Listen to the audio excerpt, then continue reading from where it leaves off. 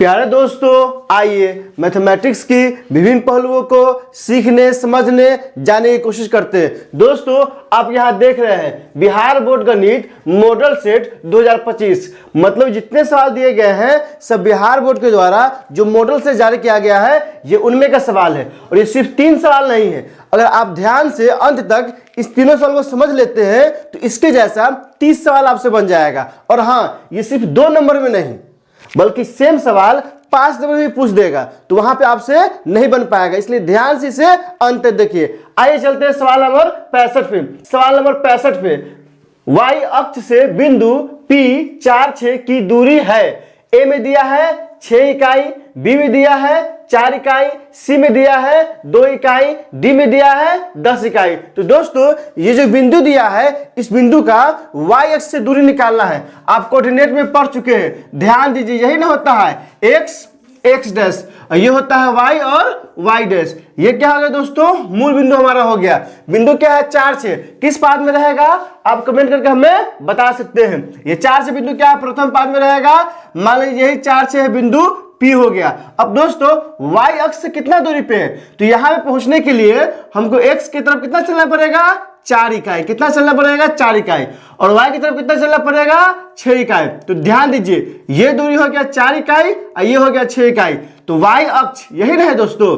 तो ये जो दूरी है, ये कितना दूरी है दोस्तों? 4 इकाई है। क्या है दोस्तों?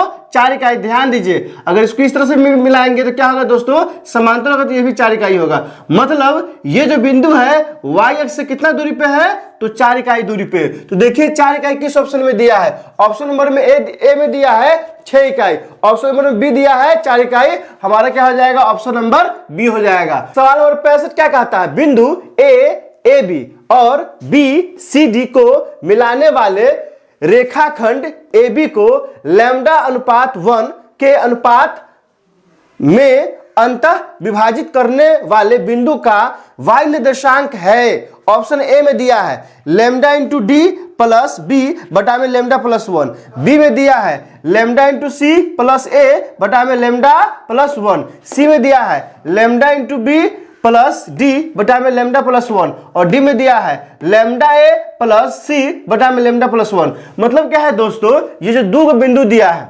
ए बी और बी सी डी, इसको अंतः विभाजित करता है किस अनुपात में? तो दोस्तों, लैम्डा अनुपात 1 में विभाजित करता है। तो कहता क्या है? तो कहता क्या है कि सिर्फ y निर्देशांक ज्ञात करने के लिए। आइए दोस्तों, पहले बिंदु क्या दिया है ध्यान दीजिए।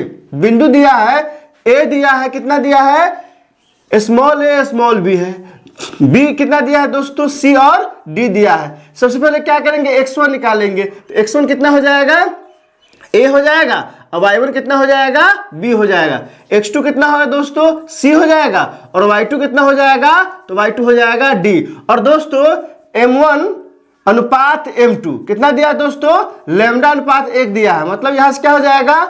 m1 बटा में m2 बराबर क्या हो जाएगा? लैम्डा बटा में 1। दोस्तों यही ना होगा? आप ध्यान दीजिए, मतलब यहां से क्या हो जाएगा दोस्तों? m1 का मान हो जाएगा लैम्डा और m2 का मान क्या हो जाएगा दोस्तों?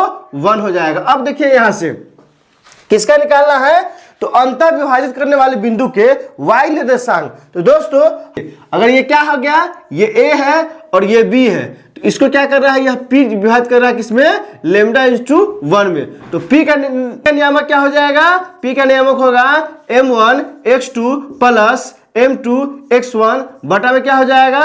m1 प्लस m2 हो जाएगा। दोस्तों, y नियामक क्या हो जाएगा?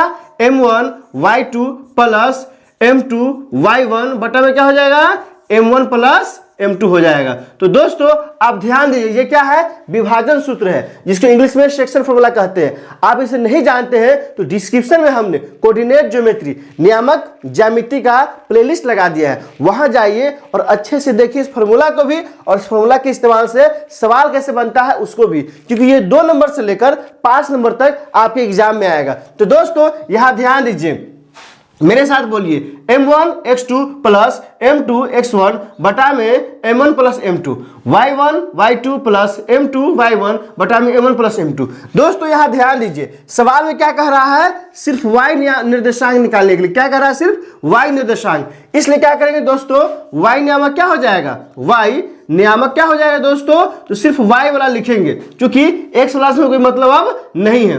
क्या हो जाएगा, m1 y2 plus m2 y1 बटा में क्या हो जाएगा, m1 प्लस m2। अब सबका मान डाल दीजिए, सबका मान ऊपर में दिया हुआ है m1 का मान कितना दिया है दोस्तों, जहां ध्यान दीजिए m1 कितना है, लैम्डा है, तो यहां से क्या हो जाएगा लैम्डा। y2 कितना दिया है, तो y2 d है, तो क्या हो जाएगा d। फिर फॉर्मूला में प्लस है तो क्या हो जाएगा प्लस m2 कितना दिया है दोस्तों, यहां देखिए m2 क्या दिया है, 1 दिया है, तो 1 हो जाएगा गुने y1 कितना दिया है, तो y1 के मान b है तो b हो जाएगा, बटा में क्या हो जाएगा m1 प्लस m2, तो m1 लेमडा है और m2 1 है, तो यहाँ से क्या हो जाएगा लेमडा और 1 हो जाएगा। इसको आगे बढ़ाएंगे तो क्या हो जाएगा लेमडा d प्लस b बटा में क्या हो जाएगा लेमडा प्लस 1।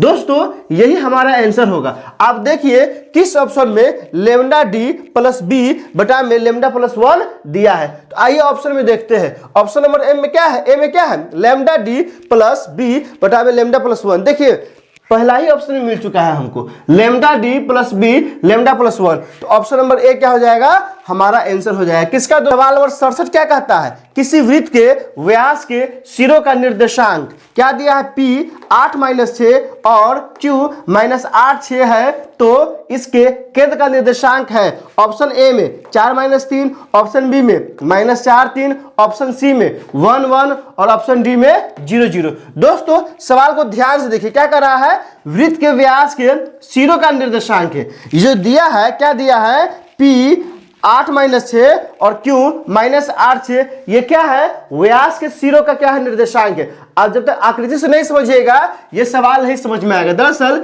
ये अगर ये वृत्त हो गया और इसका ये क्या है, केंद्र हो गया, और ये जो रेखा है ये क्या है दोस्तों, इसका व्यास हो गया, और क्या दिया है, p क्यों दिया है ना, तो ये जो बिंदु है ये क्या हो गया, p हो गया, और ये जो बिंदु है ये क्या हो गया, Q हो गया, और ये है ये क्या हो गया, केंद्र है O है। तो देखिए P का निर्देशांक कितना दिया है, 8-6, अर्थात इसका निर्देशांक हो गया 8-6, और Q का निर्देशांक कितना दिया, -8-6, तो यहां देखिए दोस्तों क्या हो जाएगा -8-6।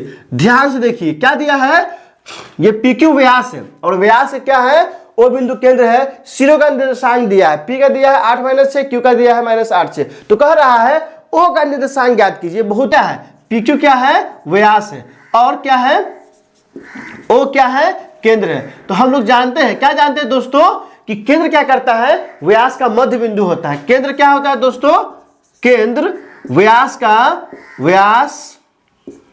का मध्य बिंदु होता है। क्या होता है, मध्य बिंदु होता है। तो दोस्तों आप ध्यान दीजिएगा, क्या होता है, मध्य बिंदु होता है, ये बिंदु लिखा हुआ है, ठीक है, आप कंफ्यूज मत होइएगा, बिंदु होता है। तो P का नियम कितना दिया है दोस्तों, दिया है 8-6, और Q का नियम कितना दिया है, -8 और 6 दिया है। यहां से x1 कितना हो जाएगा, 8 हो जाएगा, y1 कितना होगा, -6 होगा, x2 कितना हो जाएगा, -8 हो जाएगा, y2 कितना हो जाएगा, 6 हो जाएगा। तो चूंकि क्या है दोस्तों, O मध्य बिंदु है, तो मध्य बिंदु का निर्देशांक क्या होता है, मध्य बिंदु का नियामक। अगर आप मेरा शॉर्ट देखे होइएगा ना, तो ये फॉर्मूला आप कमेंट में लिख चुके होइएगा। मध्य बिंदु का नियामक क्या होता है दोस्तों, फॉर्मूला x1 प्लस x2 बटा में 2, y1 प्लस y2 बटा में क्या होगा, 2 होगा। अब यहां से देखिए x1 का मान कितना है, 8, प्लस x2 का मान कितना है दोस्तों,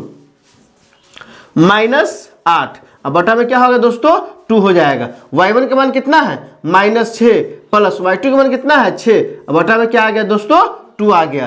तो यहां से फिर आगे बढ़ाएंगे तो 8 प्लस माइनस क्या हो जाएगा, -8 बटा में 2, 6 -6 अब +6। तो दोस्तों आप यहां देखिए 6 से 6 क्या हो गया, कट जाएगा, तो 0 बटा में क्या आ गया, 2 आ गया, ये भी कट गया तो क्या आ गया, 0 बटा में 2, ये आ गया 0, इसको भी क्या आ जाएगा, 0 0 आ जाएगा। मतलब क्या हुआ दोस्तों, मतलब ये हो गया कि जो PQ है व्यास है, इसका जो केंद्र है वो क्या है, उसका निर्देशांक 0 0 है, मतलब मूल बिंदु है दोस्तों। तो हमको देखना है ऑप्शन में कि 0 0 कहां दिया है। आइए देखते हैं। ऑप्शन नंबर ए में दिया है 4 - 3 जो कि नहीं होगा। ऑप्शन बी में दिया है -4 3 जो कि नहीं होगा। ऑप्शन सी में दिया है 1 1 जो कि नहीं होगा। ऑप्शन डी में देखिए दोस्तों 0 0 दे दिया है, इसलिए हमारा आंसर क्या हो जाएगा, ऑप्शन नंबर डी, अर्थात 67 क्या हो जाएगा, डी हो जाएगा। तो दोस्तों इसमें कहीं कोई दिक्कत हो तो आप कमेंट करके हमें बता सकते हैं। और हाँ, डिस्क्रिप्शन में हमने बिहार बोर्ड के जो मॉडल से जारी किया गया है सारे वीडियो का प्लेलिस्ट बना के लगा दिए, आप जाइए और एक से लेकर कंटिन्यू है दोस्तों, आप ध्यान से देखिए, यकीन जानिए आपको बहुत बेहतर तैयारी हो जाएगी। वीडियो अच्छी लगी हो तो लाइक कीजिए, मेरे चैनल को सब्सक्राइब कीजिए, ज़्यादा से ज़्यादा शेयर कीजिए। बहुत बहुत शुक्रिया।